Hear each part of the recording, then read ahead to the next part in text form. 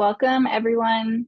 Washte, Dakyapi, Tahilapi, Maniwi, Amachapi. Good afternoon, everyone. My name is Jillian Wan. I'm the Director of Storytelling here at Sicangu Co.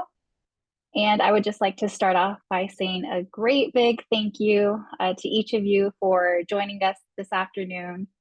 You're going to have a great session where you'll be able to hear from each of our directors who are doing amazing work here in the community on Rosebud. I will say up front that there is so much impact being created here in the community, so it's going to be a little difficult to cover all of that impact in just an hour and a half, but I promise that we will do our very best. If you have any questions, you can put your questions in the chat and we will do our best to answer your questions.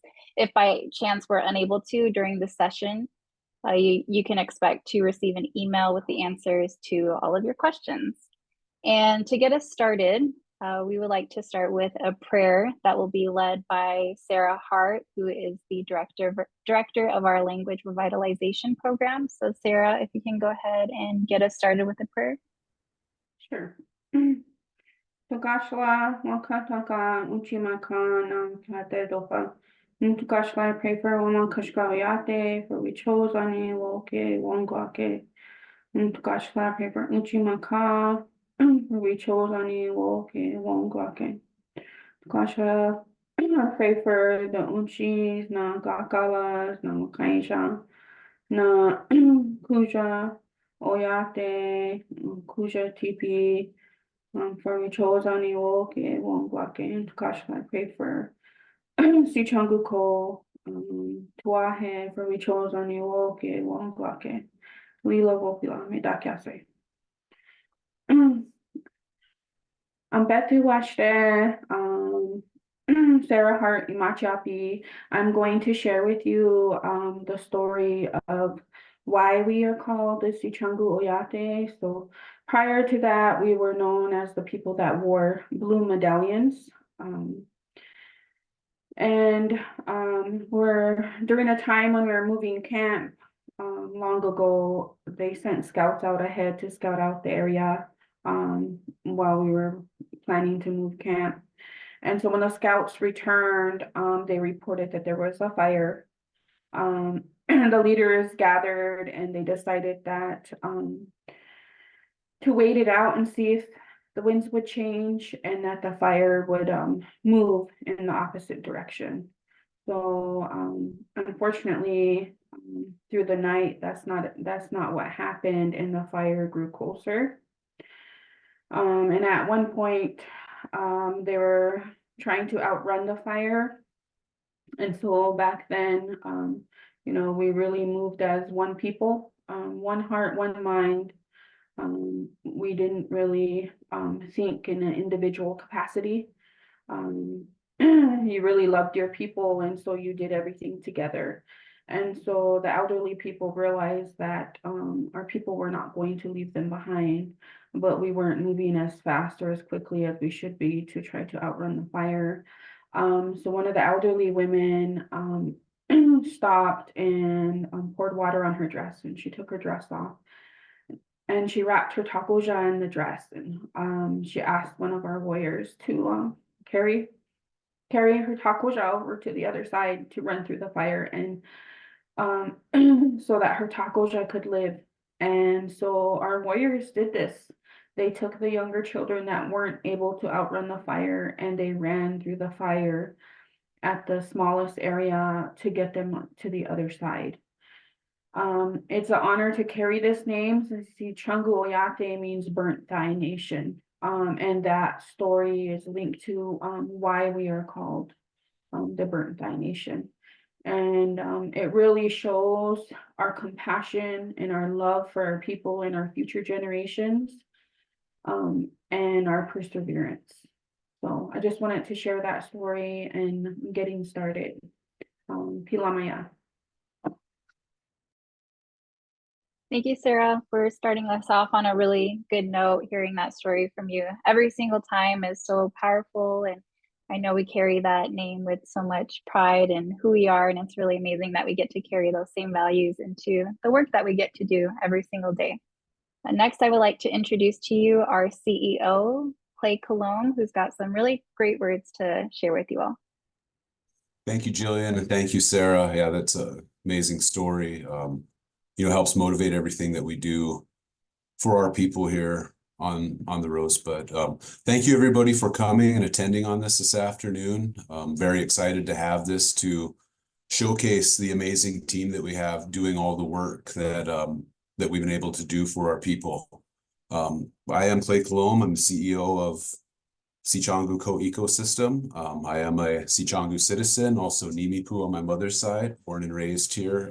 Been in the CEO seat since beginning of 2022, was with the corporation starting in 2017 as the CFO. So been able to be here through, an amazing period of growth. My predecessor, Wizipa Little Elk, took a position in the Biden administration, but really laid the framework for what we're doing here today in this ecosystem, helping to address all the needs of the Sicangu Oyate, which are many. One of the main purposes for the creation of REDCO, Rosebud Economic Development Corporation, the business arm of the tribe, was to generate revenue for the tribe, while also creating jobs and opportunities for tribal members. With that came many challenges, trying to help our tribal members be ready for these jobs, being in a good place to do it, just helping, build up the community, which is how this ecosystem expanded to what it is, being REDCO, the Sicangu CDC, our 501c3 nonprofit, and Tatanka Funds, an emerging CDFI,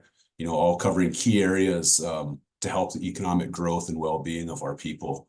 So, what you're about to hear is, firsthand, the managers and the people doing this work. They're being able to do this, obviously one through, money that we generate to help do this, but a big part of that has come through donations and, partners helping us fund projects, which is really exciting, allowing us to do this. I also want to start out by giving a big thanks to Jillian, Aaron Epps, and the marketing and development team who were able to put this on.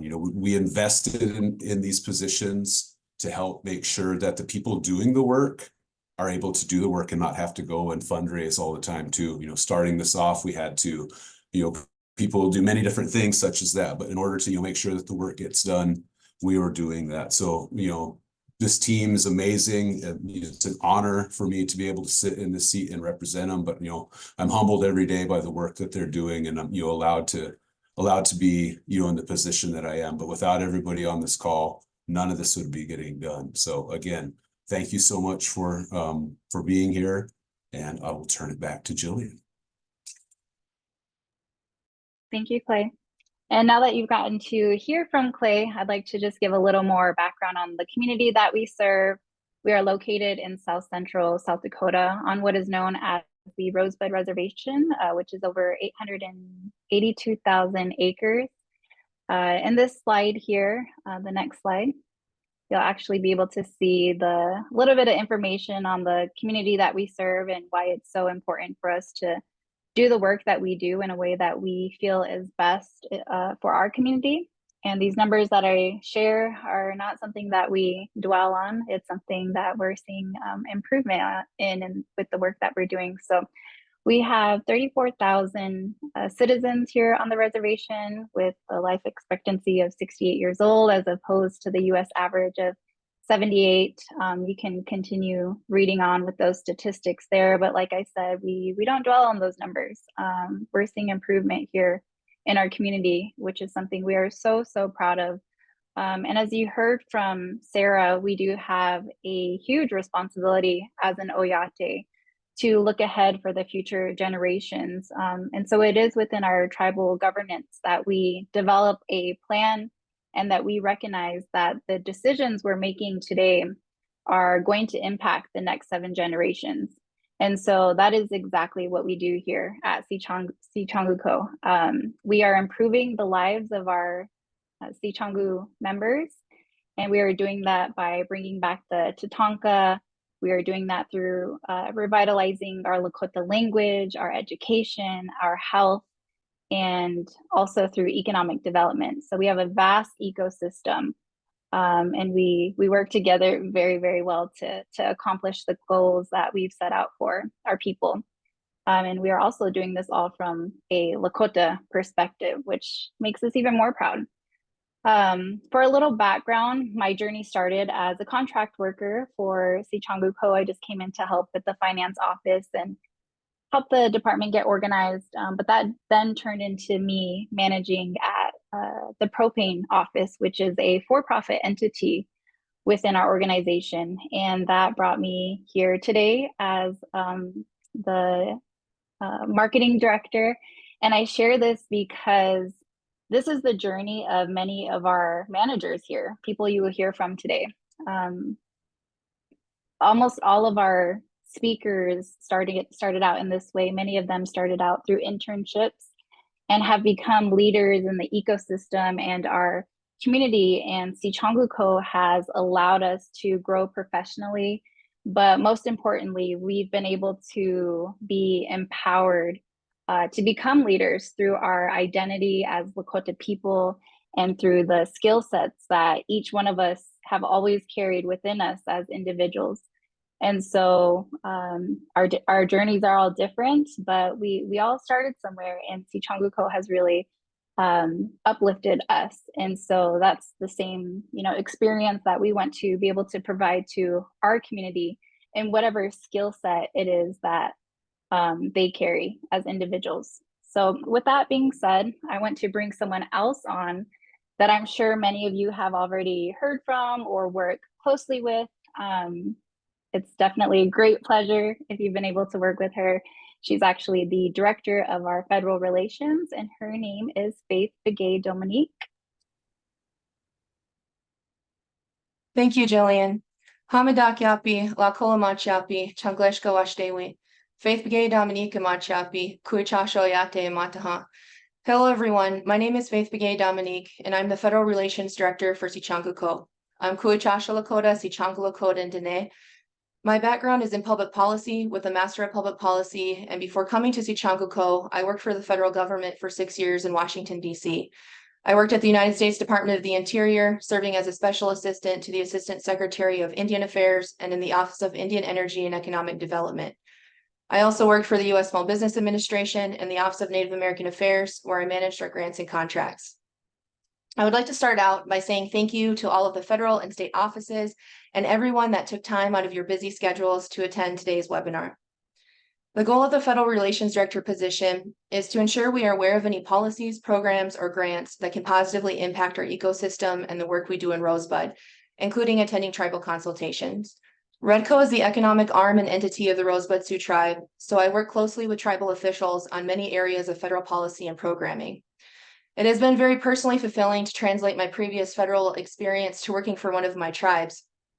I always get excited when I get a chance to talk about my job because it's within my wheelhouse with economic development and policy, but it's also so personally important to me because the economic and community development work we do is really grounded in Lakota values and way of life and is truly something very special. I'm so thankful to get to work with my amazing colleagues here at Sicangu Co.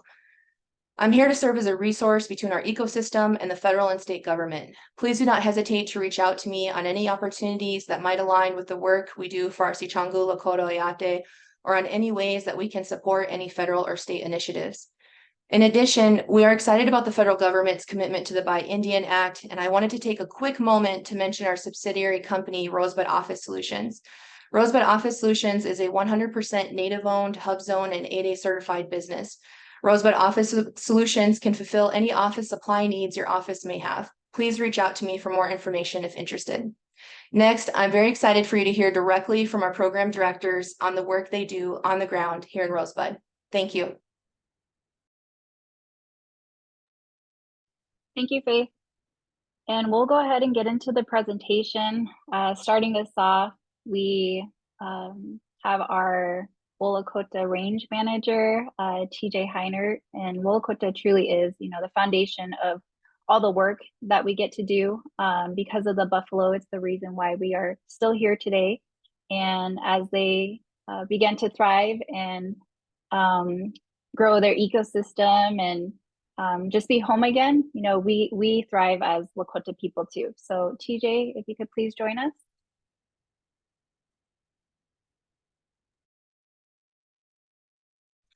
Thank you, Jillian. I just want to touch base and give thanks for everybody that showed up today.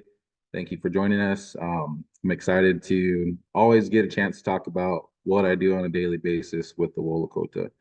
A lot of people don't really hear this part of it because I always forget to mention it. I dive too deep into the fundamentals and just being with the herd, but talking about the actual name Wolakota. What that means is living the Lakota way of life. So bringing our relatives back to homelands is exactly what that means. Bringing them home, you have to be part of the entire ecosystem. We always use that word pretty heavy because it has a lot of meaning. So bringing our relatives home is a huge impact, not only for our people, our community, and our youth, but it's our land as a whole. So that ecosystem. Once we brought our relatives back home, we brought them back in October of 2020 is when we unloaded the first 50 head. So in 2020, we had 0 animals. It was rush, get your fences in, make sure you have adequate water, and get them here so they can start doing what they do. I tell a lot of people, buffalo are here for a reason, and they're impacting the land in a positive way. Everything that they do, we learned as a people. That's who we come from. That's who we are. The Tokeyahci, it's the Buffalo people, the Buffalo Nation.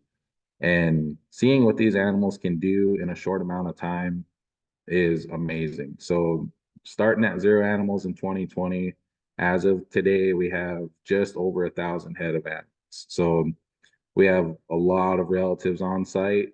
We manage them correctly with the grass. We have partnerships that we are super excited to continue the work with and super grateful for all the funders and donators and the partnerships that we have. Without them, we couldn't do what we do today. So I'm very grateful for all the things that they bring to the table, helping us with our management, making sure our grasses are thriving and doing it in the proper way. But from the relatives themselves, we learn a lot culturally. And that's one thing that we really focus on out here, being a Wolakota, living that Lakota way of life. Everything that our relatives teach us is everything that we know as a tribe. The way they function, the way they take care of their people, the way they utilize the land. We learned our medicinal medicines from our relatives. They know what they need and where to get it. So they definitely know what plants to eat when they're feeling ill, or if they're lacking something, they know what minerals to eat from the ground. Everything is done in a cultural standpoint from our harvesting, on-site harvest, cultural harvest, stuff like that. So diving a little bit more deeper into how they utilize the land is amazing to think about. They're recreating that ecosystem that was lost over time. And in the short amount of time that we've had our relatives on site, those are showing improvements. One of our partnerships, the Ranch Advisory, they definitely are documenting the progress in the right direction. We're having native grasses that haven't been seen on this ranch for quite some time come back. The ecosystem as a whole, all the wildlife are coming through in multiple numbers. It's amazing to see. I know a few people that have been out for visits, and I definitely encourage that. It's a way to show the daily improvements. So if you guys get a chance, we'll definitely work with you to come out, visit the ranch. We'll take you around, see the herd, and just see that ecosystem, because it's a beautiful thing to see everything thriving in a proper way. I look forward to continue doing the work that we do, not only for our Buffalo relatives, but for our people in general. The more community involvement we have out here, the better. We've been diving into a lot more of the youth development, bringing them out, having them do harvests with us and taking them out in the pastures and kind of do like a plant walk, stuff like that. So definitely looking forward to more involvement on the ranch here in the near future. We've been working on infrastructures, fences, water wells, stuff like that. So definitely a lot of moving parts, and I'm very grateful for doing what we do and continue to move forward with this. I know I kind of skipped forward, sorry about that, but I am TJ Heinert. I am the range foreman here at the Buffalo Ranch. So if you have any questions or comments, please reach out. We have our names and numbers on emails, everything like that. So thank you guys for joining us, and hope you enjoy the rest of the presentation. Awesome. Thank you, TJ. And as you all are listening, you're going to see very early on just how interconnected we are as the ecosystem and how our work impacts one another and how we uplift each other. As you heard from TJ, and then with our next speaker, you're going to be able to see examples of that interconnectedness. So next up, I would like to bring on Matt Wilson, who is the director of our food system. Oh, sorry, guys. Are we showing a video first? So, okay. We're actually going to show a really amazing video with you all. We thought it would be important for you to see this video because it's actually going to give you a visual of our community and some of the people who are doing the amazing work. So we'll go ahead and get started with this video.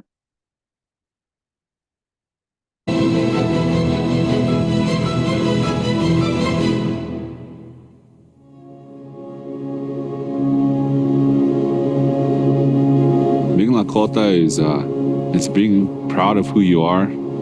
It's being a good friend. It means that you're going to share the teachings that you were taught from your family. It's almost like a responsibility. Be a good relative. But it's a challenge. If you want to completely subjugate and oppress another society, one of the first things that you do is you control their food. Beginning with the mass slaughter of the buffalo, about $2 trillion worth of wealth has been extracted from our people. We still tried to maintain some of our hunting practices, but we were still dependent on treaty rations. Food and the access to our treaty rations was used as a means of control. In order for us to regain our power, we have to regain our food.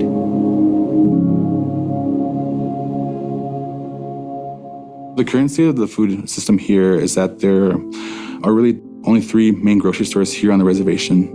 The community members there have to make round trips of 20 to 40 miles just to get to a convenience store or a grocery store. The produce that you find isn't the best quality. People also live in multi-family households. They're more concerned with quantity versus quality. And so a lot of times people are having to get whatever they can on their budget. And unfortunately, what's cheapest right now is a lot of processed foods. Traditionally, Lakota people weren't known for being farmers. We were known for being hunters and gatherers. I would say that we are making farming a new tradition for us. So our 7-gen plan is how we see everything playing out in the next 7 generations. And how do we prepare for that? How does our food look? Where's it coming from? The concept of 7-gen is ancient, referring back to the genius of many indigenous populations, that they were always thinking about the future. 7-gen is one of those concepts that really have the potential to create the kind of environment, the thinking, and the hope that our communities need. Because we started with food first, it was really easy for us in terms of planning for the first generation, which is the next 30 years. The Sicangu Food Starve Initiative is meant to help our community members learn how to grow, produce, harvest, and prepare their own foods. We're working with some new entrepreneurs who are part of our Beginning Farmer and Rancher Development Program, who are really interested in starting their own business. Passing down this information has to start with our youth. So we're always really excited to get youth up in the garden area and teach them how to grow their own food, how to harvest it. The garden is a place for gathering and for teaching. We also have a geodesic, geothermal greenhouse. We were able to grow some of these exotic foods that, we would normally have to get shipped in from other countries and other parts of the United States. And so for us, this is just a way to reclaim some of that system that we aren't normally a part of.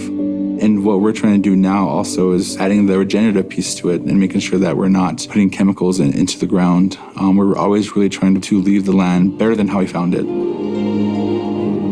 Food is medicine. And so we are really trying to change people's mindsets and perspective around food and really trying to build that connection with food again. It's really supposed to feed your soul, your emotional health, your spiritual health. That concept is what we chose Ani. So it's like all-encompassing health. Our vision to create a sustainable, regenerative, culturally appropriate food system for our people in the region by growing our own food, by embracing regenerative agricultural practices, by bringing buffalo back. Those are the kinds of solutions that the entire planet needs. And if we can do it here, in the third poorest county in the entire United States, we can for sure do it anywhere in North America. And I believe that we can do it anywhere in the world. So in 2050, I really see a lot of housing projects. I can see more people doing buffalo harvest. I can see schools having community gardens and greenhouses. The orchard that we had planned really blooming and blossoming. Grandkids working with their grandmothers and preparing a meal for the family. I would probably be cooking with indigenous ingredients. In the year 2050, I see my people being food sovereign, being happy, being healthy, being good relatives. Being Lakota is it's being a good friend. It's being proud of who you are. Be a good relative.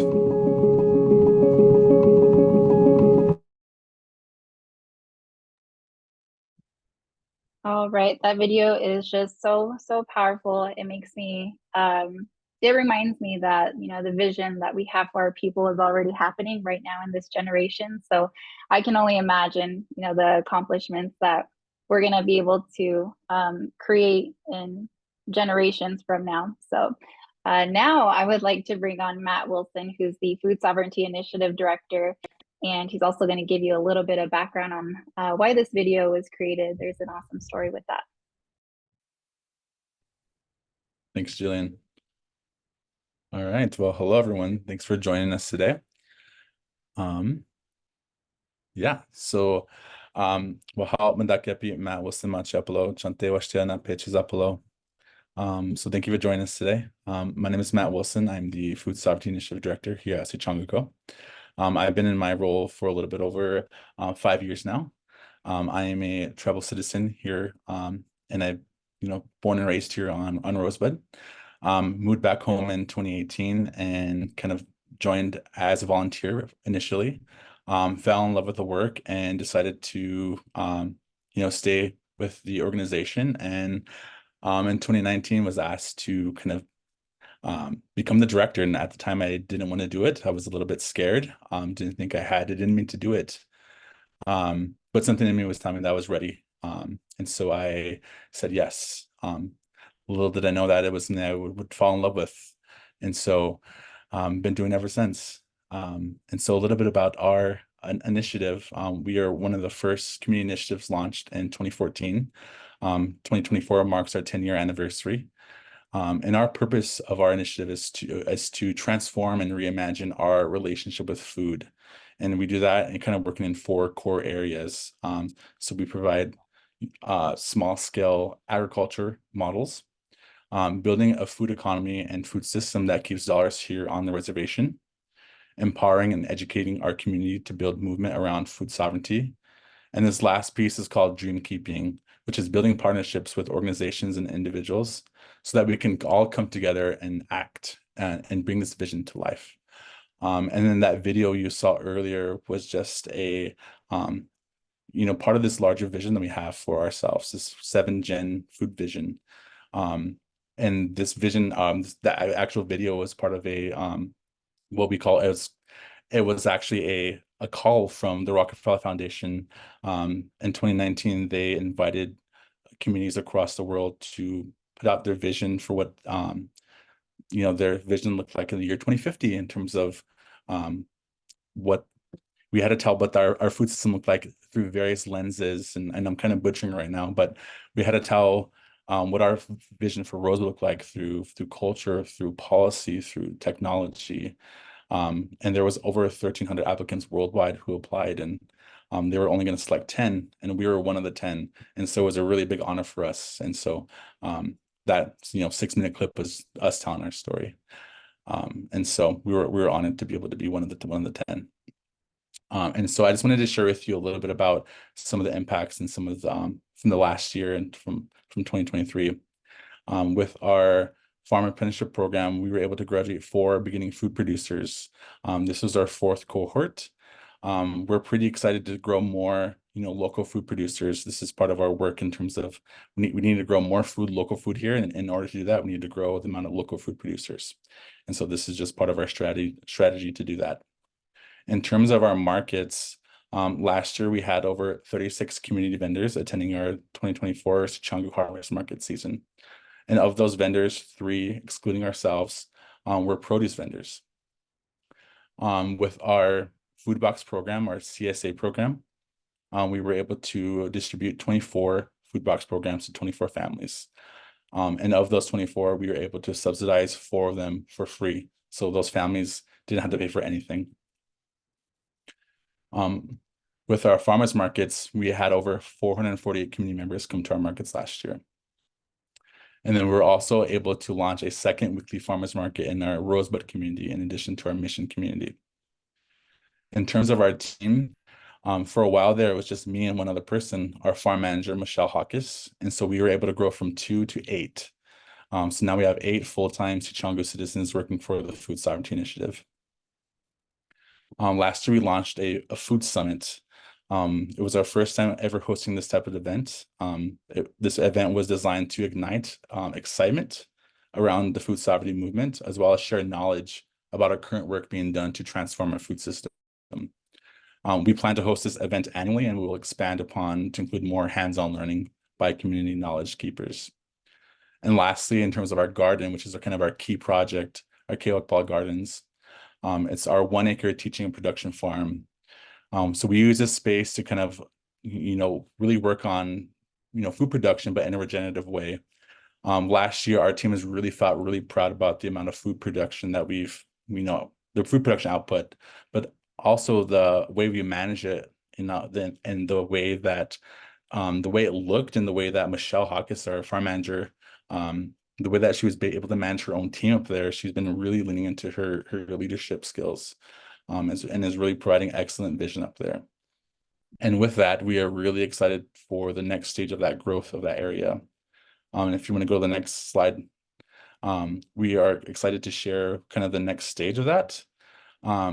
We are working with a design firm to really plan out this next expansion plan that will include an additional 7 acres to include more perennial food production, more spaces geared towards demonstration and community education, additional infrastructure, including a greenhouse, classrooms, and a pack shed. And so we're really excited to see where this goes, and we're getting ready to kind of phase this out and put some numbers to it. And so we're really excited to see where this goes. And we're so thankful for your partnership and your support.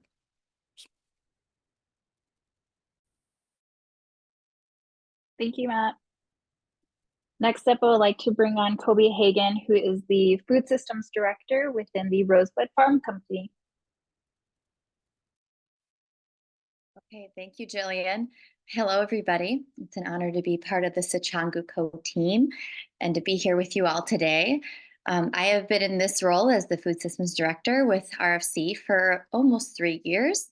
And my background is 20 years of organic and regenerative farm production across the country and a master's in community and regional planning for food systems, really focusing on how to support different communities to build the food sovereignty that they want to build. And so this was really fitting that I came to Sicangu Co. Specifically, Rosebud Farm Company is a for-profit enterprise for Sicangu Co. We manage around 2,500 acres total of dry land and irrigated farm fields throughout the reservation. Our staff are just 2 right now, and we hope to grow that in the next 5 years. It includes myself, of course, and then our agricultural manager, Bud Cologne. a few other highlights about RFC. We currently share crop the dryland and irrigated farmland with local farmers to generate revenue that in turn supports Sicangu Co's operations.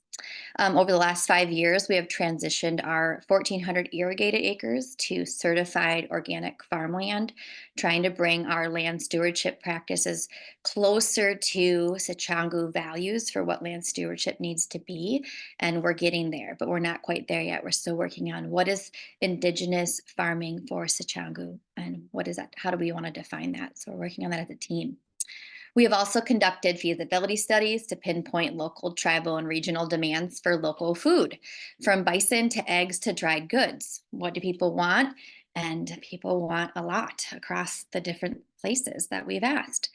And with the return to more holistic farm practice in RFC history and our recent grants for specialty crops like hemp seed and water conservation infrastructure, we're shifting our focus over the next 5 years to develop ways to directly manage the fields, as well as build our tribal grower capacity through apprenticeships for medium to large scale farm production.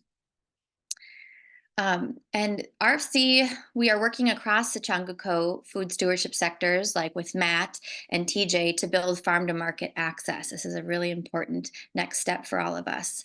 Whether it is the delicious meals coming from FSI graduates or precious bison meat coming from Wolakota, or substantial amount of squash coming from RFC, we have a lot to share with the community and beyond. We're almost finished with a 5-year food sovereignty roadmap plan that will help us get things in place, and we'd be happy to share that with you all once it's complete. We're looking for funding to jumpstart the farm to table potentials we know will be successful, and this funding includes farm infrastructure like basic equipment, seed and grain storage, irrigation, work sheds, things like that. And it's very imperative that we also find ways to develop on-site processing facilities like meat processing and commercial grade food drying and processing facilities.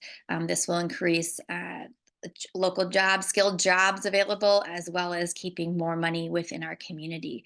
And then there are many other things that we need to do to build on food sovereignty. As Matt mentioned, this is just the beginning, and we're excited to be a conduit for tribal food stewards, whether they be ranchers, farmers, foragers, or others. So I will pass it back to Jillian. That's my overview. Thank you. Thank you, Kobe. Next up, we would like to bring on Sage Fastdog, who is the director of Wakanyeja Tokeyahci, which is our Lakota immersion school located in Mission, South Dakota.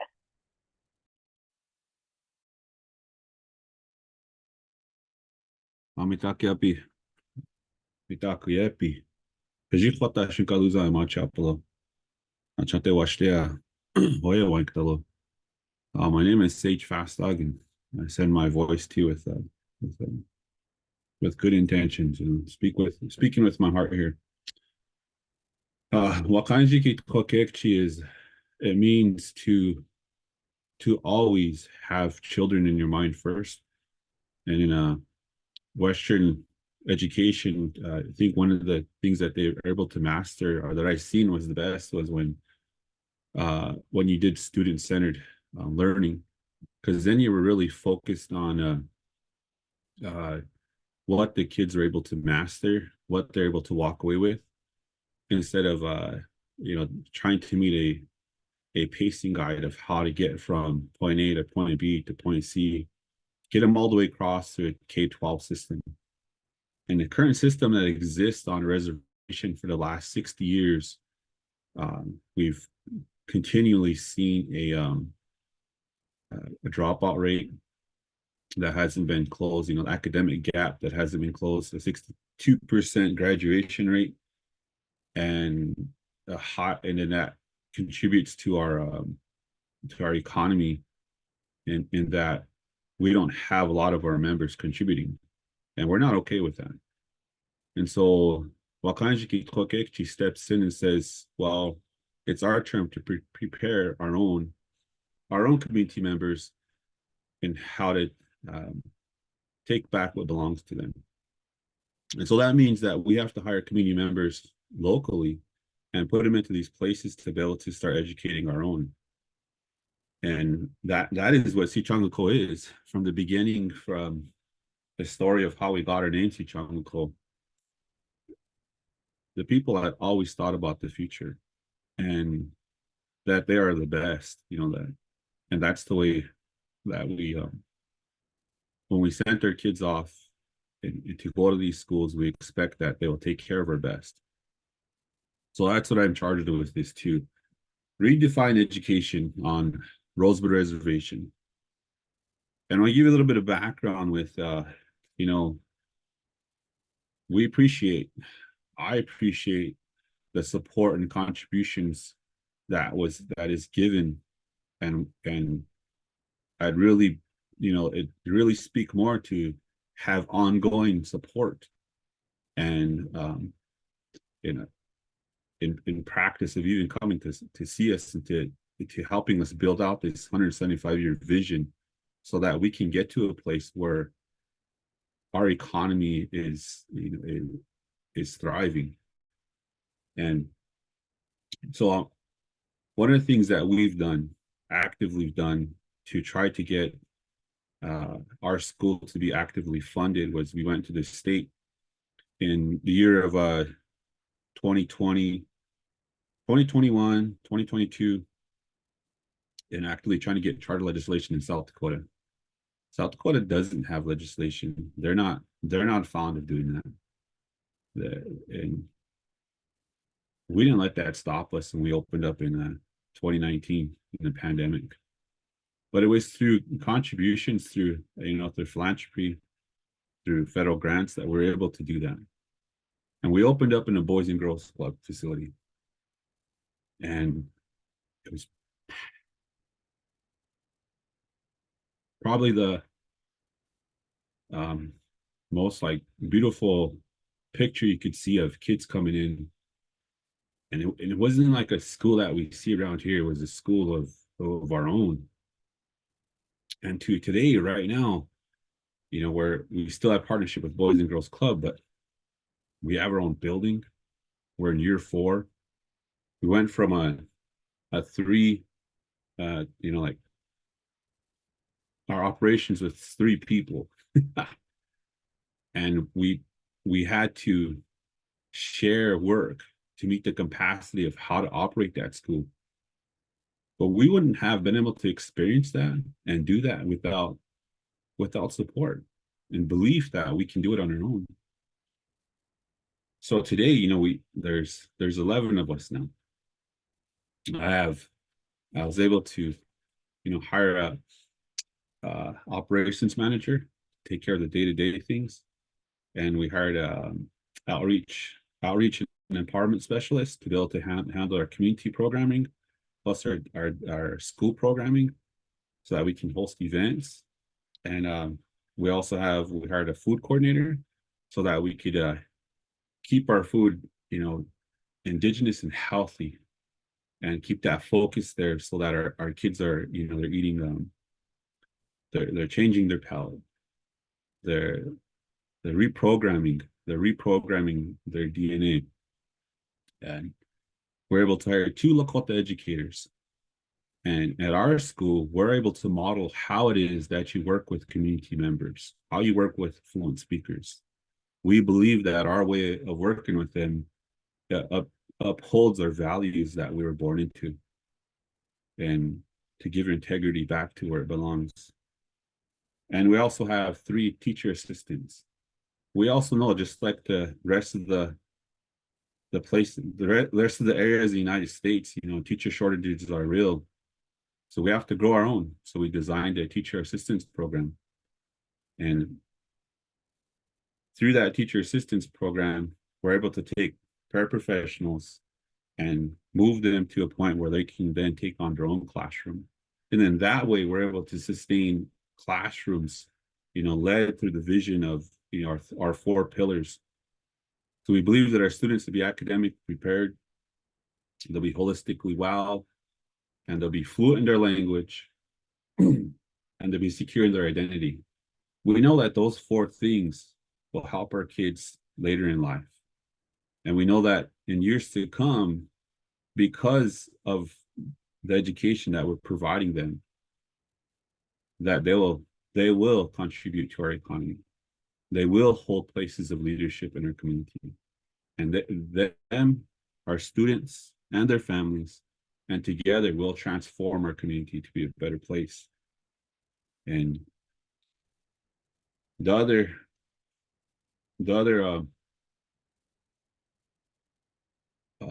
positions that we have too is our we have two teachers, two classroom teachers that lead the classrooms. Our classrooms are multi-leveled, and because of the support given to be able to lead our school, all of the employees that are at Wakanyeja Tokeyahci are community members. And that's what Sicangu Co is you give us an opportunity and we'll show that we know how to do it. And I believe it's about time that we show that. So I just wanted to share that much, and check out our site and learn more about what we're doing. You know, my contact information if you want to learn more. I appreciate the time that you're taking to look over what we've been all doing together. Thank you. Thank you, Sage. And I know we could all sit here for hours and listen to Sage. And if you see the picture on the screen there, just that picture evokes lots of emotion and pride and power. Seeing young Wakanyeja being able to sing, especially in their Lakota language. But actually being able to experience that in person is something that's really, really special. Walking into the school, there's a strong presence whenever you walk in there.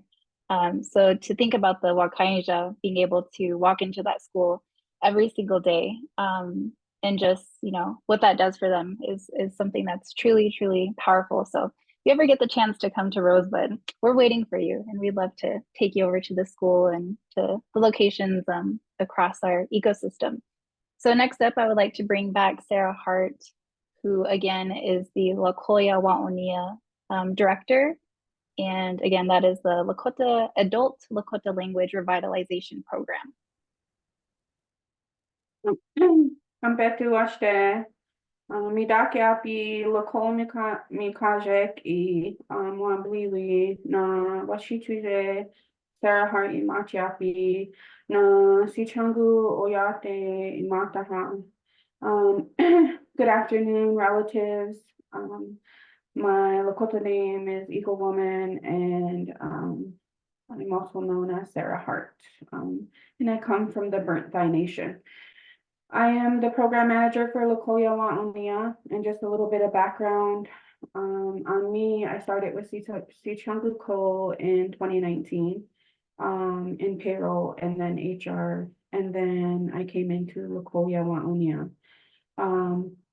I became very passionate about this program. And Lakolya Waoniya, basically when you translate it, is breathing life into the Lakota language. And it's an adult paid immersion program, but it also teaches not only the language, but our way of life and our spirituality, and makes space for all that we are as a Lakota person, so that our learners, not only do they speak Lakota, they're thinking Lakota and they feel Lakota, which is very important in grounding in the identity. But Lakolya Waoniya is a paid 3-year program initiated in 2021, providing salaried positions with benefits for 7 tribal members to learn the Lakota language. The program centered on developing conversationally fluency in Lakota and reinforcing Lakota lifeways. Also includes a dedicated fluent Lakota educator, Henry Quickbear, collaboration with local entities such as school districts, tribal programs, and internships, facilitates Lakota language courses and cultural teachings. Learners actively contribute to the building of curriculum and have contracts for teaching in Lakota language to our children and community, which is part of the workforce readiness of the program. The assessment methodology follows American Council on the Teaching of Foreign Languages standards, incorporating oral proficiency interviews, OPIs conducted by the fluent Lakota educator. The program has secured an initial small grant for operating costs, is actively seeking financial sustainability. The Lakolya Waoniya program goes beyond language initiatives with a focus on creating children's books in Lakota and organizing summer immersion camps for teenagers. The aim of the immersion camp is to offer direction and grounding for teenagers in their identity. As Lakota tribal members, situated in one of the most poorest counties in the state, the program addresses a common sentiment among the youth who express a lack of activities available to them. The summer immersion camp serves as a vital initiative to fill this void by providing meaningful engagement for teenagers through cultural activities, language learning, and community building. The camp not only reinforces Lakota language skills, but also strengthens cultural connections. This holistic approach not only addresses the linguistic aspect, but also contributes to the overall well-being and sense of identity among the youth, fostering a positive impact within the community. Lakolya Waoniya program has had a transformative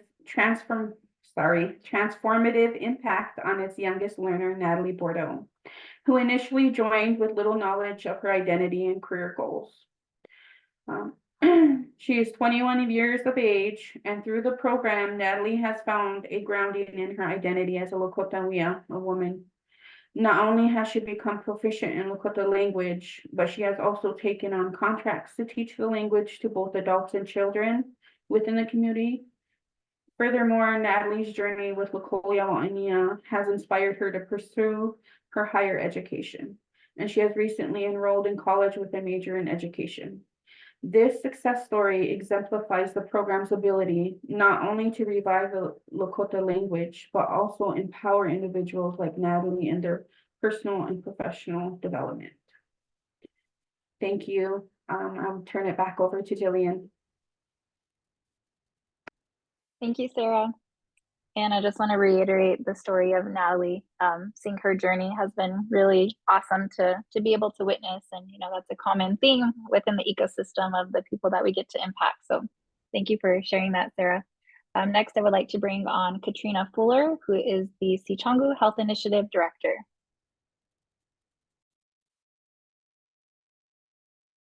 Hi, everyone. Like Jillian said, my name is Katrina, and I am the director of our health initiative and a member of the Sicangu Lakota Oyate. Before entering this role, I was our previous CEO, Weezy Pa's executive business manager for 3 years and have learned to see holistic economic development from many areas, many perspectives, including health. Our team is made of Frankie Young, Ashlyn Plooster, Arvista, Jessica Dillon, and our 2 current Sinte Gleshka University business interns, Madonna Sittingbear and Emily Barnett. I personally believe that one day we will see a Sicangu Blue Zone be created. We have all the pieces here on Rosebud that really just need to be brought together to help our people live long, healthy lives. The Sicangu Health Initiative started in April of 2020. Our purpose is to meet families where they're at and support them in building Wichozani, good health, and Wodakuye, supportive relationships and being a good relative. Through our hands-on support, through hands-on programs that are meant to promote positive intergenerational health impacts. Over the last 3 years, we have worked in many areas through the pandemic, and from constant community input, we are now focused on 4 core areas of programming. We have our weekly after-school program, where we are in our 2nd year and support 27 students per week at the Wakanyeja Tokeyahci Lakota Immersion School. We work in the areas of Wichozani to help the students build healthy habits, Wodakuye, practicing being a good relative and making friends, Midakuye Oyasi, understanding the interconnectedness of every living thing, and then making their own healthy snacks with kid-friendly recipes. Over the next 2 years, I hope to expand to a 2nd site to support more children and their families. We also have our 2 6-month family and adult wellness coaching food voucher programs, where we are now in the 3rd year and will have served over 75 adults and their families by the end of 2024. Over the next few years, I hope to create more local resources for our participants that supports their food and recipe access, adding buffalo meat to our vouchers, Indigenous meal kits, and adding more experiential experiences to the program. Our 3rd program is our home garden project. And our newest program is a sister to that, our Wild Foods and Medicines Harvesting Project. On top of this, we also provide youth internship opportunities, supporting tribally led community events, and our community buffalo harvests. So one of the questions we always get is, why do we do gardening with families? Over the last couple of years of over 200 community surveys, I learned that gardening is 100% an intergenerational healthy habit. I found that a majority of our people's first and last experience in gardening was with their grandparents or parents, and they decided to start a garden because they have kids now. We expect the same will be said for wild foods and medicine harvesting. Through our community members, we have been able to grow in ways I never imagined. When we started our home garden project, we had supported one community member with her garden that had it destroyed a couple years prior. And through our support, she was able to start her garden again, receive new tools, seeds, and starter plants, as well as the labor. Last year, when we didn't know where we were going to get our starter plants for 65 families, she was one of the 4 community members who stepped up to help grow them. She gardens with her grandkids every year, has added on chickens, and last year started selling eggs at the Food Sovereignty Harvest Market. We are now in our 4th season of this project and will have served over 200 families with children and elders by the end of 2024. Over the next few years, I hope to find a sustainable source of compost for the traditional gardens because of our poor soil health in many areas of our communities, supporting more elders and pathways for young children in gardening. We could not have done all of this over the last 4 years without our community partners, donors, and supportive relationships built throughout Indian country and the community. So Pilamaya, thank you for your ongoing support. Beautiful, Katrina, thank you.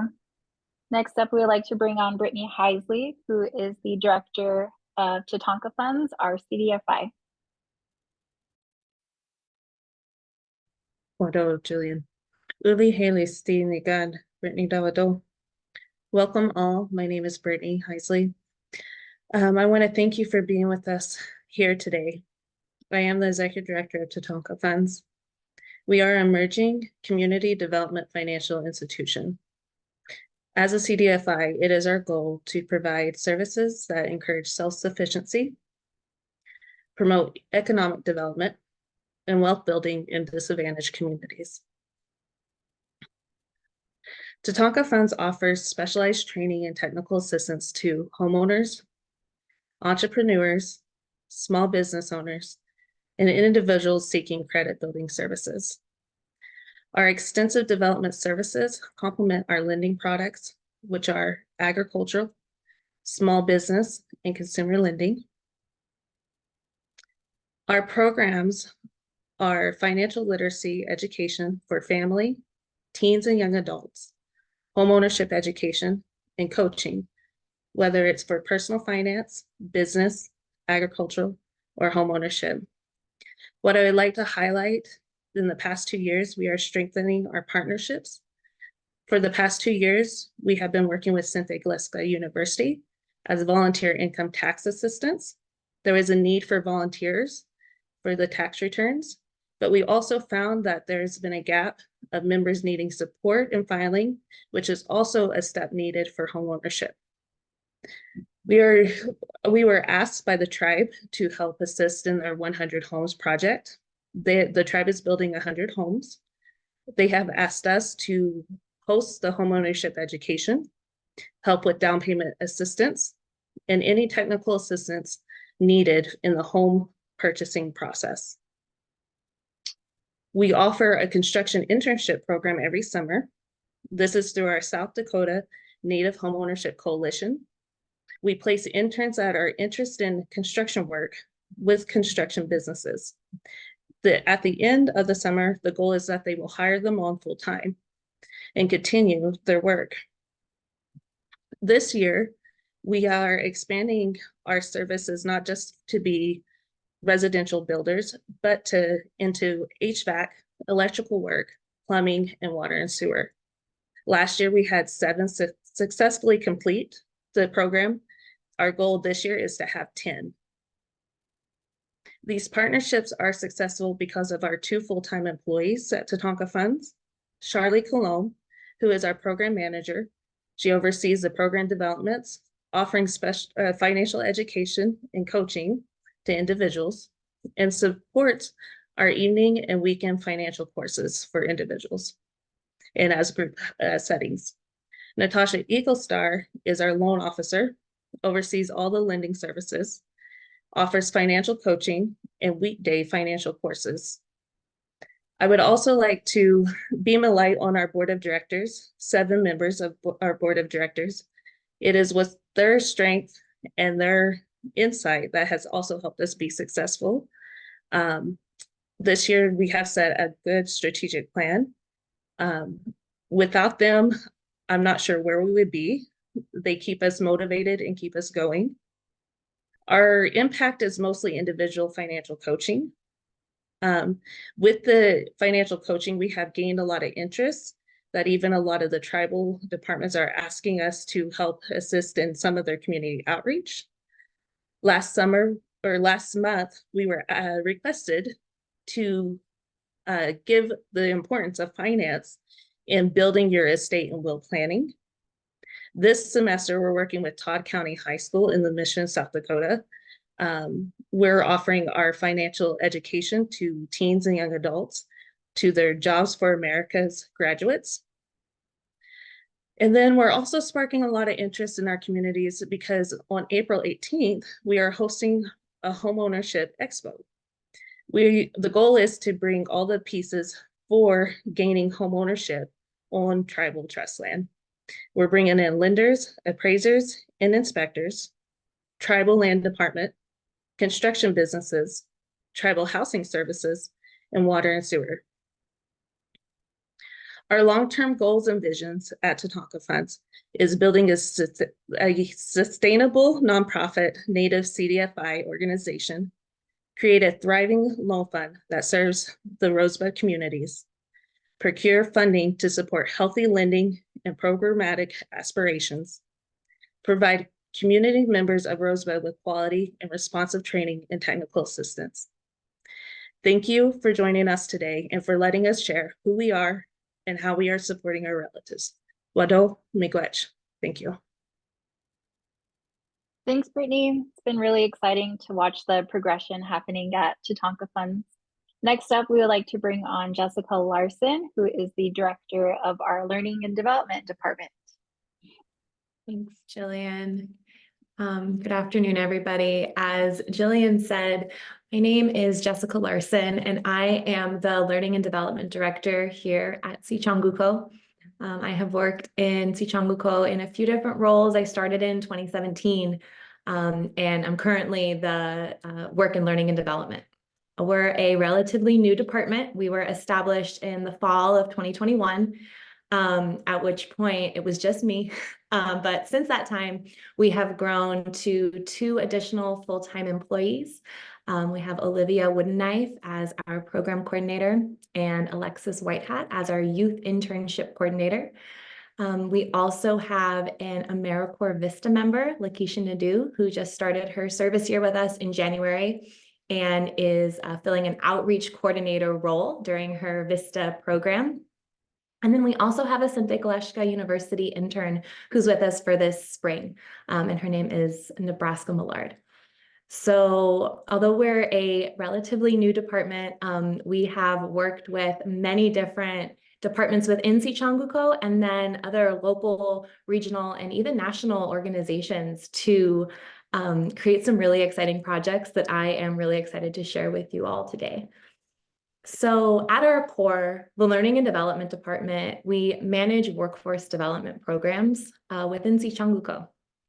And these programs empower all members of the Sicangu Lakota Oyate to create a better world for future generations.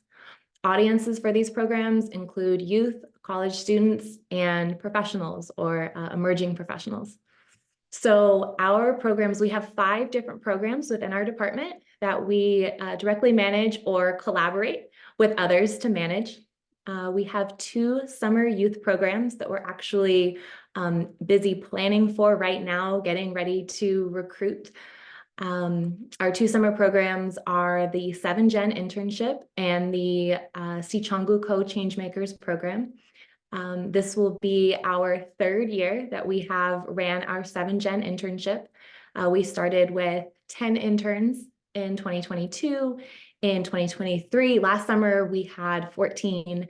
And this summer, we're hoping to recruit between 15 and 20 for that program. And then our Sicangu Co Changemakers, this is the first year that we're running it with this name, and we're reimagining it a bit. We ran a very similar program last summer where we had 4 interns, and this summer we're looking to bring on up to 10.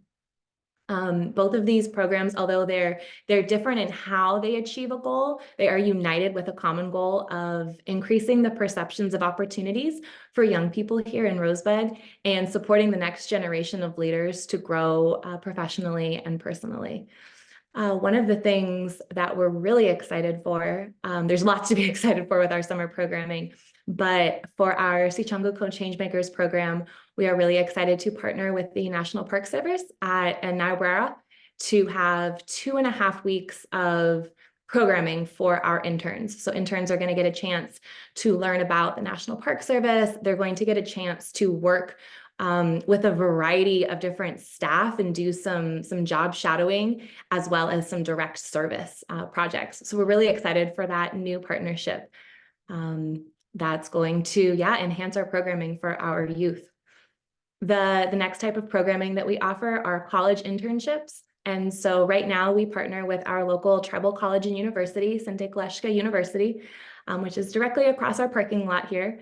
And this internship provides job training opportunities for Tokeyahci students.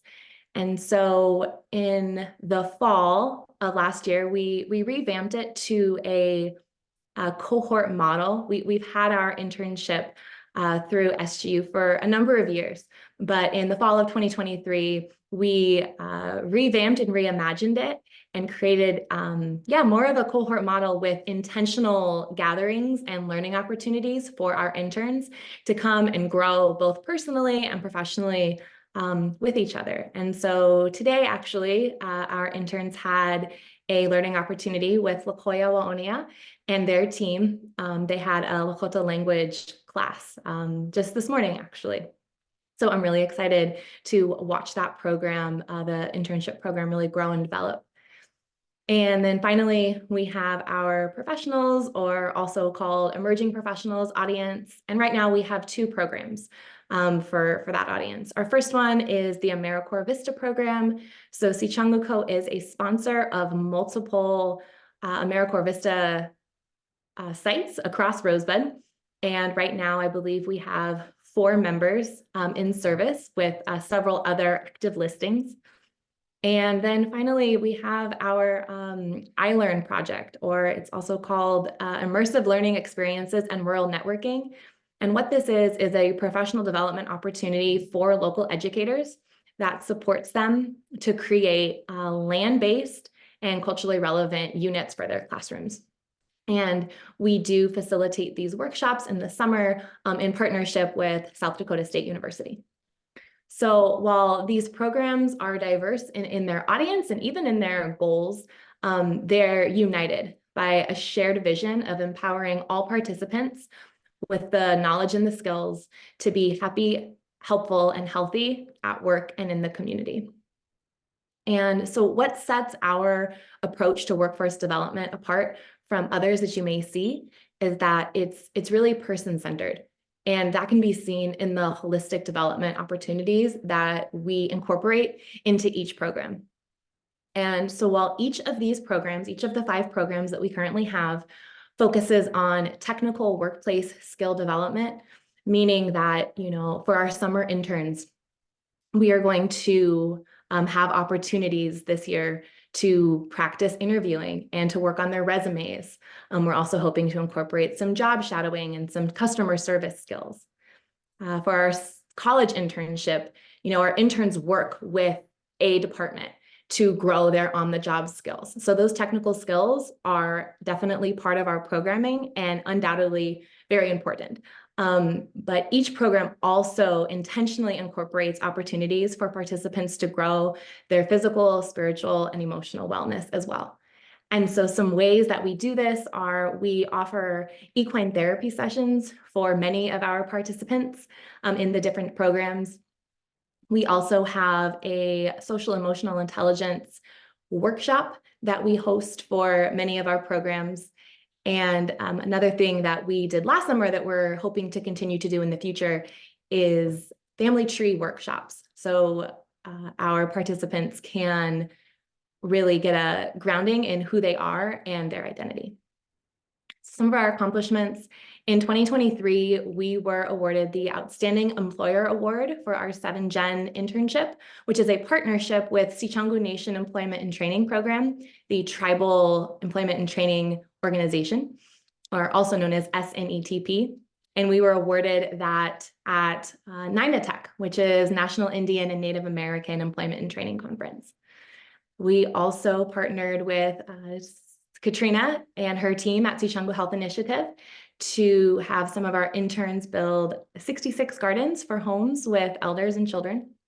And we were also invited to attend the Be the Change Global Summit in Ahmedabad, India, which is a global youth changemaker summit that brings together children from all over the world who are united by a mission of creating a better world for their community and for their country. And so when I look to the future in 3 to 5 years, some things that I see in this vision for the Learning and Development Department are the 7-Gen internship and the Sicangu Co Changemakers program are internationally recognized as premier youth development programs.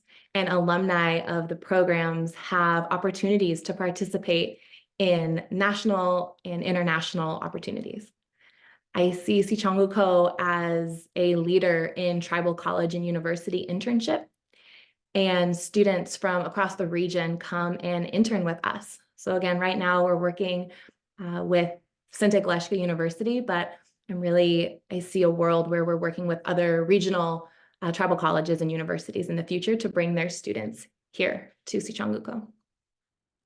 Another goal that we have is to launch our Sicangu Co apprenticeship program, focusing on 3 sectors of construction, ag, and education, and hoping to graduate 15 apprentices in the next several years from those different programs. We are looking to launch an emerging professionals cohort program in partnership with SNETP, and this would be a program that empowers community members with high impact skills that are transferable to any career path. And within a few years, hoping to get the first cohort onboarded into this program. And finally, would like to continue to explore creating community learning cohorts, which would be learning and informational sessions open to all community members to give them a chance to learn about our 7-Gen vision and the vast amount of work that we have going on within our ecosystem. So again, thank you so much for joining us today, and have a wonderful afternoon. Thank you, Jessica. And I will just say Jessica is killing it, to say the very least, right now, and all the work that she's doing in the Learning and Development Department. Next up, we would like to bring on Michael Prate, who we like to call Mike. He is the director of the Community Development Corporation, which encompasses all of our nonprofit entities. Tokeyahci Nayang Hipolo, Mike Prate, Machop na Thanks for being here. Today I will go by Mike. It depends on how dressed up I am for Michael or Mike. But as Jillian said, really grateful for all y'all for joining. Really good to see a bunch of partners that have supported us in this work for many years. And I hope that this is encouraging for y'all to see. Like Sage had said, multiple people said earlier, I think this ecosystem is an amazing example of what happens when you invest in a community and let them determine how they want to do the work, not just what, but how. And I think this ecosystem is an incredible example of innovation and of communities that are really thinking deeply about the work that we have to do right now, today, and how that's going to impact our children, our grandchildren, and our great-grandchildren. Something that I've been honored to be a part of. I started with this organization in 2015 when we were just launching our food sovereignty initiative. And I took the role helping get that off the ground in 2015, and in 2019 moved over to the Sicangu Community Development Corporation site, which is our 501c3 nonprofit community development arm. We've been there since. In my current role, I'm supporting Katrina and our health initiative, Matt and our food sovereignty initiative, and Sage and our education initiative, and the amazing work that they're doing on the ground in those key areas. But today, I was asked to talk about the Keya Wakpala Waoniya, which is another project to help work on. Keya Wakpala is green, regenerative, indigenous Sicangu community development project. It is located immediately west of Mission, South Dakota, which is the main economic and sort of business hub of Todd County, Rosebud Reservation. And it is located on a 590-acre tract of tribal trust land. And the spirit of the project came back in 2012. The tribal leadership, Sicangu leadership at the time, tasked our organization with doing something amazing with this tract of land, something that was going to benefit the Sicangu as a whole now and generations from now, that was going to support a strong, sovereign tribal economy, that was going to enhance the vibrancy of Lakota life and culture here within the community. And that really would provide an example for what a 22nd century Sicangu Lakota community can look like. And that's really what the vision, the heart of Keya Wakpala is about. For any of y'all who have been on this call supporting us, we've been talking about Keya Wakpala for a long time. And I'm really happy to share that in the last 2 or so years, we've made a massive amount of progress on bringing this vision to life, both in terms of the planning and the work that's been done, but also literally of some structures that are rising out of the ground. Colleague will jump on after me to talk about it, but in the bottom right hand corner you can see the shell of the first house that is actually being built out on the site there. That'll be one of 10. We currently are in what we're referring to as phase 1. That's the 80 acres surrounding the existing Turtle Creek Crossing grocery store that exists out on site. That's a tribally owned grocery store. Within phase 1, there is a plan for the development of 10 single-family homes, really to drive what our approach to single-family housing development and rental out on that site can look like. The Sicangu Innovation Center, which I'll talk about in a second, as well as multiple opportunities for community recreation opportunities, as well as retail and commercial development down on that site. So really an incredible project, what I'm very grateful to be a part of. And personally, when I first took the role with the Food Sovereignty Initiative, I stood up. For any of you that have been to Rosebud and visited with us, we stood with Wizipa, our CEO at the time, up on a hill. It was a wheat hill, and we were looking out over the site as a whole. I was kind of asking him, "Hey, where's the garden going to be at?" He pointed down the hill to a wheat field and said, "Right there." And over there is going to be housing like you've never seen in the area before. And over here is going to be businesses. And over here he's painting this picture. And now standing out, that picture that's on the bottom right was taken out looking from the wetlands where the first home site is. And it's amazing, I think, to see that it takes time and it takes dedication to bring vision to life. And I'm glad to say that we're here at this point with Keya Wakpala, and we're really moving that forward. So on the next slide, I'm going to talk briefly about the Sicangu Innovation Center, and then I'm going to pass it over to my partner and colleague, Chance Renville, who's going to talk a little bit about the housing that we got going on. The Innovation Center is an amazing project. It gets me so excited. We were all sitting around in the office, so many years ago, kind of thinking about what would be a project at Keya Wakpala that was really going to capture the sort of heart of what that space was about. What was going to be a project that brought together the best of what our ecosystem represents in a sort of a building. Community development, economic development, entrepreneurial development, homeowner support, workforce development. You've heard it on this call today, how many different aspects it takes to be able to support a healthy and thriving community now and for generations to come. Well, the Innovation Center was a project that was really came to light to try and think of what would an Indigenous business incubator community center type building look like. And this is what the idea came for. Doing work in rural communities, Indigenous communities, there's not a single use purpose for any one building. When you invest in infrastructure, when you invest in large sort of development projects, it needs to be flexible and adaptable. It needs to meet needs now and needs that we don't even know will come because of the work we're doing today. The Innovation Center is meant to support those pieces. We worked over the last year and a half to complete a feasibility study, thanks to partners over at Office of Economic Development for supporting us with that. The feasibility study is really powerful. It lays out a Sicangu approach to business and community development, and specifically tribal entrepreneurship. That really gets me excited and it's powerful.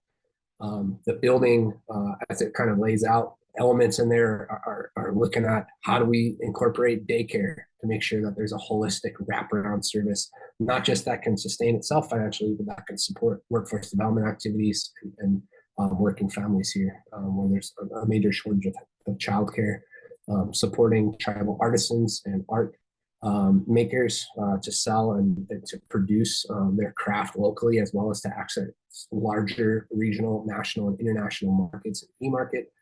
Looking at business incubator opportunities. This will be a true Sicangu Co ecosystem project, partnership with Tatanka Funds and CDFI, with the community development side of the work, and with Redco as a developer and running these businesses. So we're excited for this.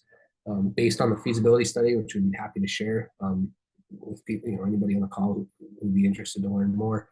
We were able to apply, and again, thank you to partners at Economic Development Administration for the initial investment to allow for the architectural design of the building itself, which we're currently underway on the conceptual design. And we'll be finished with sort of schematic level, design development level later this fall, as well as for the infrastructure design for this aspect of the site. So really excited to see what this center brings. The excitement, I think, around the project is building.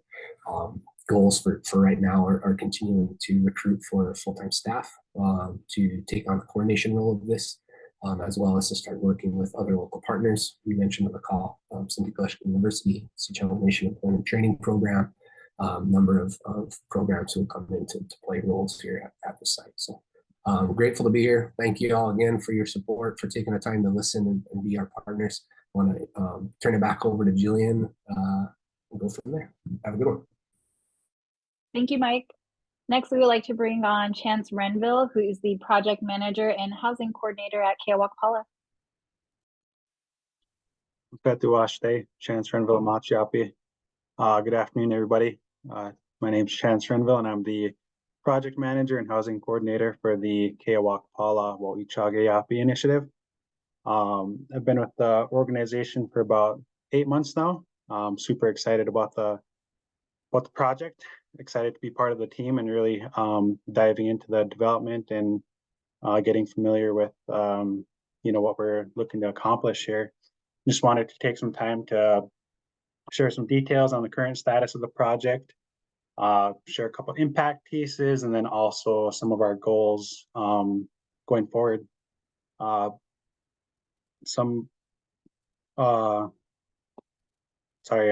status updates for the development. I have a 3-bedroom model home that is currently under construction. which is very exciting. You know, it takes a lot of time for these projects to actually come out of the ground. I know there's been work, you know, 2 or 3, probably 4 years prior to actually getting to where we're at today. So just being in the construction industry and knowing how these projects work, I just know there's a lot of work that has been done up until this point to get to where we're at, and it's just really exciting to actually to be at that point where we're constructing a home. So super exciting stuff. Estimated completion date on the model home is June 2024. So just a couple months from now. It's been a really good process and really getting the lay of the land with the various individuals that we're working with on the project. And yeah, I'm just really excited about it. Some more things that we've got going on out on site, getting some home sites prepped for the first Tokeyahci, I'm calling it, the first group of homes. We have the model home under construction now. We'll also have 9 other homes in that same area. So we're getting those sites prepped at the moment. So once we get into construction season, which kind of seems like it's here already with the non-existent winter that we've had. So we could just move right in and start building those homes once we get some home buyers on board. So that's in the works. We're actively recruiting home buyers. And through some previous engagements and outreach events, we've identified 60 plus interested individuals who are looking to buy a home. So that's really exciting, and it really speaks to the need for housing in the area and just across Indian country. So making those really big efforts there to get those interested individuals through the process and support them as they work through it. We currently have a 40,000 AHP subsidy for the first 5 qualifying individuals. So we're really excited to be able to offer that for the first home buyers out there. So that's really exciting stuff. And another way that we're trying to support families and getting them into homes. For home buyers, we're offering multiple options for the homes. So a couple of different designs to choose from. And then within those designs, we're offering 2, 3, and 4 bedroom homes. So really wanting to be mindful of that. You know, a 2-bedroom home isn't going to work for everybody. Somebody might need a 4-bedroom home, and we just want to be thinking of those things as we're getting these homes designed and really offering them to the community. For this construction season, we're hoping to at least construct 2 additional homes. Ideally, we're doing 4 to 5 more, but I think if we get 2 done this year, we'll be feeling pretty good about it. So continuing to push the work forward in that way. A couple impact pieces that I see with the development, just individual community members and their families, providing them a healthy, affordable, and safe housing. I see it translating to a better quality of life for families, and that really extends beyond the family itself. I think that has a real big impact for the community as a whole. Economic impact, that's a big one for the development, not only with the housing, but all the other aspects that Mike had touched on previously, providing jobs, construction jobs, more specifically with the housing, and really looking to create a workforce development aspect within that as you look across the landscape and the need that is there for trade workers is big. We need HVAC workers, we need electricians, plumbers, all those different tradespeople. There's a huge shortage right now, so making workforce development a focus with this project is definitely something that we're putting at the forefront and wanting to build out through this.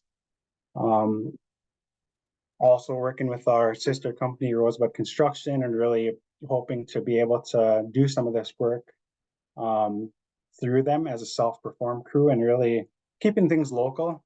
Ideally, we're able to construct a home from start to finish, just with the one company who is self-performing everything. I think when it comes to construction and really having to, juggle between multiple contractors and things like that, it becomes challenging. So if we're able to, do it all in-house with our own crew, I think that goes a long way and makes things a little easier across the board for everybody. So we're excited to continue to build that out as well. For the development, we're also wanting to source and produce as much materials locally as possible. I think we have a really big opportunity with our local forestry department through the tribe to produce materials for us within the home and really tapping them as much as possible for that. I think being able to keep it local and keep our environmental impact down as much as possible through that is a game changer and something that we really want to focus on with this development as well. A couple of the goals that I see for the initiative is just continuing to use our recently completed housing study to guide us forward in fundraising, and then also building homes for the community, and then also continuing to pursue additional options for getting families into housing, whether it's rentals, apartments, maybe it's rent to own. A lot of those things are on the table right now and things that we're looking at, and just being mindful and wanting to offer as much as possible in this housing development and what we're trying to accomplish with Keya Wakpala. And I think just trying to continue to build out our team to effectively move the project forward. A lot of different moving parts with the development, and just having a team to effectively move that is important, and something that we'll continue to do. I just want to say thanks for your time this afternoon and continued support. A lot goes into these projects, like I mentioned previously. I'm sure this has been in the works for 4, 5, 6 years now, and we're finally getting to the point where we're seeing a community literally emerge out of the ground. So just some really exciting times, and I hope you all stick with us through this project and continue on this journey with us. Thank you. Thank you, Chance. And as you all got to hear about Keya Wakpala Tokeyahci, there's obviously a need for us to accelerate our housing ecosystem. So we're actually going to bring Mike back on here for just a little bit to give you some insight on the need for investment. Yeah, I'll keep it super brief. I know we're kind of moving on time. We are currently putting together a robust kind of business plan that looks at the housing ecosystem. So you've heard on the call today, this integrated, related approach for all of our work, not siloing things and putting them in a bubble, but recognizing the mutual interdependence of all of these various aspects of projects are what allows it to be impactful socially, sustainable from a financial perspective, as well as just as aligned with how the community has operated for generations. So one of the pieces that I've been working heavily on with Clay, with Chance, with other teammates, is putting together a business plan that really wraps in housing development out on Keya Wakpala based on the housing feasibility study that Chance had mentioned. That wraps together the impact of Sicangu Co actually standing up a housing panel factory. We have already sourced panels from a partner for our first model home build. We actually have been working with them over the last 6-7 months to stand up a factory here on the Keya Wakpala site where major structural components of the home will be produced and will be built, as well as to invest in the growth and capacity of RCI, the tribally led construction subsidiary that also is within Sicangu Co. This is extremely exciting kind of project. It really is looking holistically at what it takes to build high quality, high performing, affordable houses in a really tough housing market, which any of you who do housing development are aware is a difficult time to build homes. So we're currently looking at about a $10 million blended investment that would be for especially low, no interest type loans, recoverable loans, recoverable grant type opportunities, PRI, as well as just straight grant opportunity for different aspects of the ecosystem. But really, each of the different components will have a business plan pro forma that can be looked at separately, but we've gotten a lot of feedback from partners already who have said, we're just interested to see this succeed. So we want to invest in you. I want to allow you to kind of make the moves and investments based on what's most pressing at this time. So I just wanted to add some of those pieces to what Chance had mentioned. And I think this housing piece is one we've been in the works on for a while. I'm excited to see these various components take shape and take form. So thank you, and have a good one. Big things happening at Keya Wakpala. So we are getting close to ending the presentation here, but first would like to bring Clay back once again to talk a little bit about the focus areas of our economic development endeavors. Thank you, Jillian, and big thanks to everybody on my team. As you can see, we got a lot going on here, a lot of needs here on the reservation, and we're doing all that even more. As you can see, I love the interconnectedness of everything that we do. It seems like every day we find something different that allows different parts of the ecosystem to work together. I think that's just a testament to our talented young team, and everything that you see here shows what talented young Sichangus can do when given the opportunity, and that's what we're all about.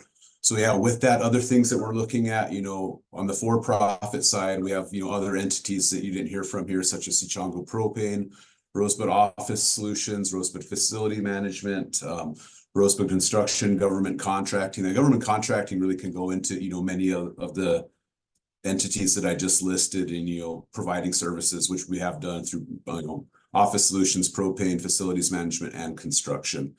But, one of the other big things we've been working on here, we were lucky enough to get some pro bono work from a world-class consulting agency called Partners in Performance. They came to look at, initially just some energy work from us, and then thought, why don't we look at, what's the best way to develop the economy for the tribe?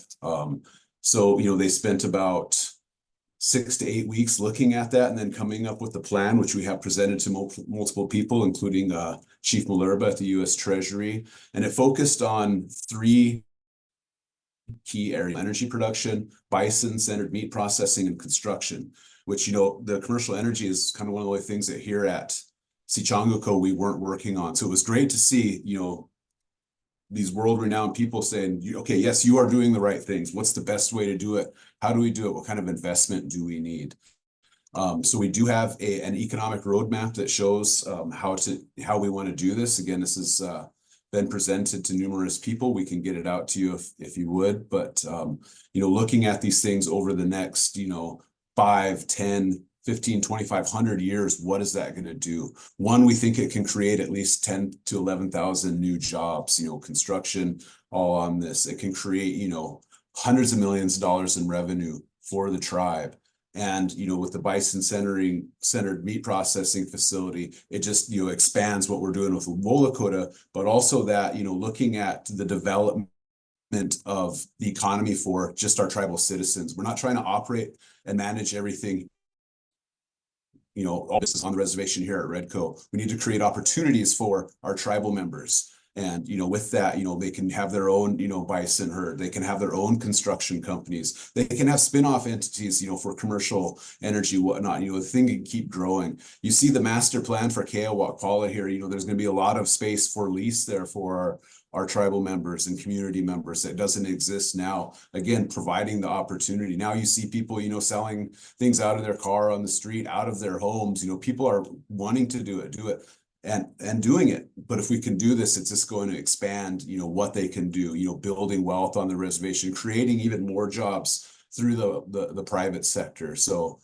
very excited about what we can do, very excited about the help that we've gotten along the way, and hopefully help again in the future for getting this done.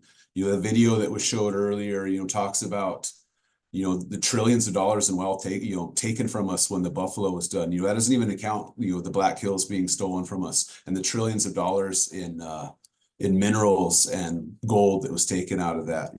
When looking at the big projects, it's one of the problems we always have is lack of equity. There's where our equity went. It was taken from us, yet we're still here. We're still working on it. We're still surviving and now thriving. So again, help with that is greatly appreciated. I thank everybody who has helped on that. And you know, big things are yet to come. We're not going to stop doing this. We're doing it our way, doing it with our people. So again, thank you for coming today. Thank you for listening to our team. I'm so proud of them, so humbled to be a part of this organization. Thank you. Very well said, Clay. Thank you so much. Well, everyone, this includes our time together for today. Again, a big thank you from the entire Sicangu Co team. I know you heard thank you a lot today, but honestly, we are just so, so grateful for your support, your engagement, and your belief in our ecosystem. We hope that you leave today with a better understanding of our ecosystem and the interconnectedness of our work. You can expect a follow-up from our development team. You'll get a copy of today's recording, and you'll also get a survey, which you can actually see on your screen. You can scan the QR code, and we just ask that you please fill out that survey. It'll be very helpful to us. And also want to send you a reminder that if you have social media, you can follow us on Facebook, Instagram, LinkedIn, and you can also subscribe to our weekly newsletter that we put out. So there are different ways that you can connect with us, and we like to be consistent in the updates that we put out to our partners and donors and all our relations. So again, thank you all so much gratitude, and we will see you next time. Doksha, okay, see you.